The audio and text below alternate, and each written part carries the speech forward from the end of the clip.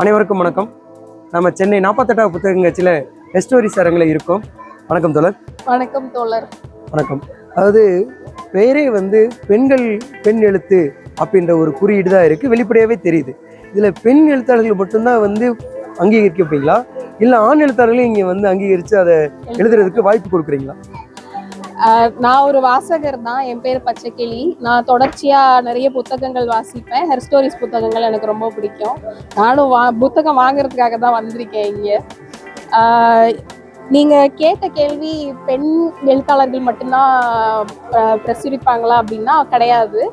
ஆண் எழுத்தாளர்களும் பெண்ணியம் சம்பந்தமாக எழுதுனாங்கன்னா கண்டிப்பாக இங்கே பிரசுரிப்பாங்க. எடுத்துக்காட்டாக நான் இந்த புத்தகம் சொல்லுவேன், தேவதைகள் சூனியக்காரிகள் பெண்கள். இது ஒரு 50 பொருட்கள் வச்சு பெண்ணியம் பற்றி எக்ஸ்பிளைன் பண்ணி ஒரு ஆரிஜின்ல இருந்தும் ஒரு டைம் ஃப்ரேம்ல இருந்தும் எக்ஸ்பிளைன் பண்ணியிருப்பாங்க. இது ஒரு புத்தகம். அப்புறம் இந்த புத்தக கண்காட்சிக்கு புதுசாக வந்திருக்கிற இந்த புத்தகம் காதலும் சில கேள்விகளும் அப்படின்னு. இந்த 2 புத்தகமுமே ஆண் எழுத்தாளர்கள் எழுதுனது தான். ஆண் எழுத்தாளர்களும் நேர்மையா பெண்ணியம் எழுதுனாங்கன்னா கண்டிப்பா பிரசுரிப்பாங்க. நிவேதிதா மேடம், நீங்க வாசகர் அப்படின்னு சொல்லிட்டீங்க. தொடர்ந்து வாசகர் இருக்கிறப்ப பெண்ணியம்ன்ற ஒரு புரிதல் உங்ககிட்ட இருக்கும். பெண்ணியம்னா என்ன அப்படின்னு உங்களுடைய பார்வையில பெண்ணியத்தை நீங்க எப்படி புரிஞ்சுக்கிறீங்க? அதுக்கு என்ன ஒரு ஸ்டேட்மெண்ட் கொடுப்பீங்க? ஓகே, பெண்ணியம்னா நான் என்னை பொறுத்த வரைக்கும் சமமா பாக்குறது. நீங்க சம வாய்ப்பு, லெவல் பிளேயிங் கிரவுண்டு. பெண்கள் அவங்களுக்கு உண்டான பின்புலம், அவங்களோட இடர்கள் எல்லாத்தையும் புரிஞ்சுக்கிட்டு அவங்களுக்கு ஒரு வாய்ப்பு தந்து மேலே கொண்டு வர்றது பெண்ணியம் நான் நினைக்கிறேன். அதே மாதிரி ஆண்களை வெறுத்து ஒதுக்கி நீங்க யாரும் தேவையில்லைன்னு நினைக்கிறது பெண்ணியம் கிடையாது. நீங்களும் வாங்க, 2 பேரும் கைகோர்த்து இணைந்து முன்னேறுவோம் அப்படிங்கிறது தான் பெண்ணியம்ங்கிறது என்னோட புரிதல். இப்போ இங்க இருக்கக்கூடிய எழுத்தாளர்கள் நீங்க பல பேர் உங்களுக்கு அறிமுகமாக இருப்பாங்க.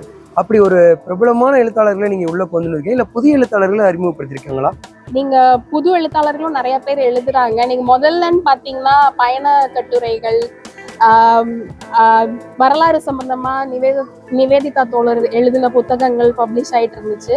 அதுக்கப்புறம் பிரபல எழுத்தாளர்களான கீதா தோழர், தீபா தோழர், அவங்களோட புத்தகங்கள்லாம் இருந்துச்சு. இந்த துப்பட்டா போடுங்க தோழி ரெக்கார்ட் பிரேக்கிங் சேல்னு சொல்லலாம், எல்லாருமே வாங்கணும்.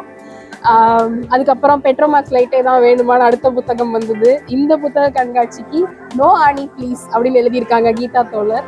ஸோ இது போக எழுத்து பட்டறை அதெல்லாம் வச்சுட்டு நிறைய புது எழுத்தாளர்களுக்கு பயிற்சி கொடுத்து எழுத வச்சு நிறைய புத்தகங்கள் வெளியிட்டிருக்காங்க. 100க்கும் மேற்பட்ட புத்தகங்கள் வெளியிட்டிருக்காங்க. எனக்கு தெரிஞ்சு எல்லாருமே நிறைய ஃபர்ஸ்ட் டைம் ஆத்தர்ஸ் நிறைய பேர் எழுதியிருக்காங்க. இப்போ நீங்கள் தொடர்ந்து புத்தக கண்காட்சிக்கு வந்துக்கிட்டே இருக்கீங்க, நீங்களும் இன்னைக்கு தொடர்ந்து வாசகராகவும் இருக்கீங்க. இப்போ இங்கே பார்க்குறப்ப ஸ்டோரிஸ்க்கான வாசகர்கள் பரப்பு அதிகமாக இருக்குது அப்படின்னு சொல்லி நீங்கள் பார்வை வைக்கிறீங்களா? நீங்களே ஒரு பெரிய வாசகர். இது கண்டிப்பாக இருக்குதான், நான் மறுக்கலை. வருஷம் நீங்கள் கம்பேர் பண்ணி பார்த்தீங்கன்னா இந்த வருடம் கொஞ்சம் அதிகமாக தான் இருக்குது. குறிப்பாக இன்னைக்கு நியூ இயர் விடுமுறை நாளுன்றதுனால சாயந்தரத்துக்கு மேல நிறைய ஃபுட்பால் இருக்கும்னு எதிர்பார்க்கிறேன். கண்டிப்பா. ஓகே, இப்போ பெண் சார்ந்து எழுதக்கூடிய ஆண் எழுத்தாளர்களை நீங்க இவங்க கொண்டு வராங்க அப்படின்னு சொல்றீங்க. அந்த அறம் சார்ந்து எழுதக்கூடிய எழுத்தாளர்களை நீங்க யாரை பாக்குறீங்க? ஏன்னா இதுக்கு முன்னாடி நீங்க வாசகரா இருப்பீங்க, அவங்களுக்கு அப்படி யாராவது எழுத்தாளர் உங்களுக்கு தெரிஞ்சவங்க இருக்காங்களா? ஆண் எழுத்தாளர்கள் எனக்கு மை ஃபேவரட் இஸ் மருதன் தோழர். ஏன்னா அவர் ரொம்ப ஷார்ப்பா சொல்ல வந்த விஷயத்த நேர்பட சொல்லுவாரு. நிறைய அவர் வரலாறு ரீதியா நிறைய எழுதியிருக்காரு. ஸோ எனக்கு ரொம்ப பிடிச்ச ஆண் ஹெர்ஸ்டோரிஸ்ல எழுதுற ஆண் எழுத்தாளர்ல இவர் ரொம்ப பிடித்தமானவர். பெண் எழுத்தாளர்கள் சொன்னீங்கன்னா நான் யாரை சொல்லணும்னு எனக்கு தெரியல. எனக்கு ரொம்ப பிடிச்சது நிவேதிதா தோழர், அப்புறம் கீதா தோழர், தீபா தோழர் எழுதின புத்தகங்களும் நல்லா இருக்கும். நாராயணி தோழர் நிறைய சூழலியல் சம்பந்தமா எழுதுவாங்க. அப்புறம் ஒற்றை பெற்றோரோட சம்பந்தமான விஷயங்கள் அதெல்லாம் பிருந்தா தோழர் எழுதுவாங்க. அப்புறம் இன்னொரு புத்தகம், ஒரு நிமிஷம், இவங்க ஒரு பாசிட்டிவ் சைக்காலஜிஸ்ட், ஜான்சி சஹி. இவங்க நிறைய உளவியல் ரீதியான விஷயங்களை கட்டுரைகளாகவும் சரி, கொஞ்சம் புனைவு கலந்தும் சரி அழகா எழுதியிருப்பாங்க. 2 புத்தகமும் எழுதியிருக்காங்க இவங்க. ஒண்ணு வந்துட்டு நான் எனும் பேரதிசயம், இன்னொன்னு இலக்கணம் மாறுதே. அதாவது ஜாடிக்கேத்த மூடி அப்படின்னு சொல்லுவாங்கல்ல கணவன் மனைவிய. இவங்க அதெல்லாம் கான்செப்ட் தப்பு. ஜாடி மூடின்னு ஏத்த இறக்கமா இருக்க தேவையில்லை. சால்ட் அண்ட் பெப்பர் ரெண்டுமே இருந்துச்சுன்னா தான் வாழ்க்கை சுவையா இருக்கும் அப்படின்னு சொல்லி ஒரு புது பிலாசபி சொல்லுவாங்க. நல்லா இருக்கும். இவங்க எழுத்துக்கள் ரொம்ப நல்லா இருக்கும். ஓகே, ஹிஸ்டாரிக்ஸ்ல நீங்க தொடர் வாசகரா இருக்கீங்க.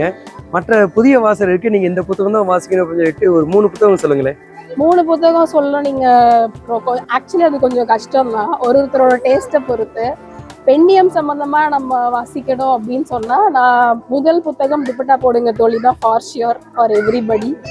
அடுத்தது முதல் பெண்கள் சொல்லுவேன். ஏன்னா வந்துட்டு நம்ம ரொம்ப பெரிய பாதையை கடந்து வந்திருக்கோம். ஒரு நிறைய பெண்கள் செஞ்சது இருட்டடிப்பு செய்யப்பட்டு மொத்தமா வரலாற்றுல இடம்பெறாமலே போயிருக்கு.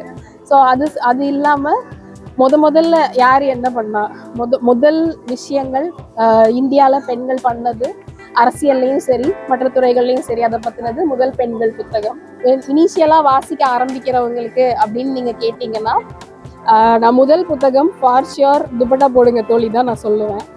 ஏன்னா வந்துட்டு இது ஒரு பெண்ணிய விஷயங்களை இயல்பான பார்வையில் இருக்கும். எப்போ பாரு ஒரு ஆங்கிரி பேர்ட் டீலிங்லாம் இல்லாமல் ஒரு சிரிச்சுக்கிட்டே ஒரு இயல்பாக ரொம்ப வேறான ஒரு கண்ணோட்டத்தில் பார்க்குற விஷயங்களா இருக்கும் எல்லாமே. அதுக்கப்புறம் வந்துட்டு நான் முதல் பெண்கள் சொல்லுவேன். முதல் பெண்கள் இந்திய வரலாற்றில் முதல்ல யாரு என்ன சாதிச்சாங்க, பெண்கள் நடத்திய மாநாடு, அது சம்பந்தமான விஷயங்கள்லாம் இருக்கும். 3வது புத்தகம் நான் கழக புத்தகம் சொல்லுவேன். இது வந்துட்டு வரலாற்றிலேயே நிறைய இருட்டடிப்பு செய்யப்பட்ட பெண்களை வெளியில கொண்டு வந்திருக்கோம். சென்னையில பயாஸ்கோப் முதல்ல கொண்டு வந்தது ஒரு பெண். அதுக்கான எந்த சுவடுகளும் இல்லை. இவங்க தேடி கண்டுபிடிச்சி அவங்கள பற்றின ஒரு ஆர்டிகிள்ஸ் எடுத்து அது எந்த இடத்துல இருந்ததுங்கிறத கண்டுபிடிச்சி எழுதி எல்லாமே பண்ணியிருக்காங்க. இத்தனைக்கும் அவங்க வந்துட்டு திருமணமாகாத ஒரு ஒற்றை பெண், ஒரு ஃபாரினர் அவங்க. ஸோ இதே மாதிரி நிறைய இன்ஃபர்மேஷன் இருக்கும் இந்த புத்தகத்தில். சயின்டிஸ்ட்ஸ் பற்றி, ஃபேஷன் டிசைனர்ஸ் பற்றி, தீப்பெட்டி தொழிற்சாலையில் வந்துட்டு போராடின பெண்களுக்காக முன்னணின்னு போராடின பெண் பற்றி நிறையா இருக்கும். அப்புறம் இதெல்லாம் போக மொழிப்போரில் பெண்கள் வந்துட்டு ரொம்ப ரொம்ப முக்கியமான புத்தகம். ஒரு 73 பெண் ஆளுமைகளை பற்றின புத்தகம் இது. முதல் மொழிப்போரில் வந்துட்டு யாரெல்லாம் கலந்துக்கிட்டா, அதில் நிறைய அரசியல் நிகழ்வுகள்லாம் இருக்கும். குழந்தைங்களோட சேர்ந்து ஜெயிலுக்கு போயிருப்பாங்க.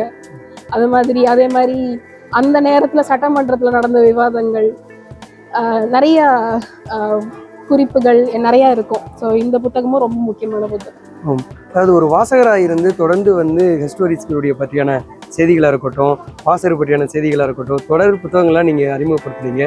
மிக்க நன்றி. மிக்க நன்றி.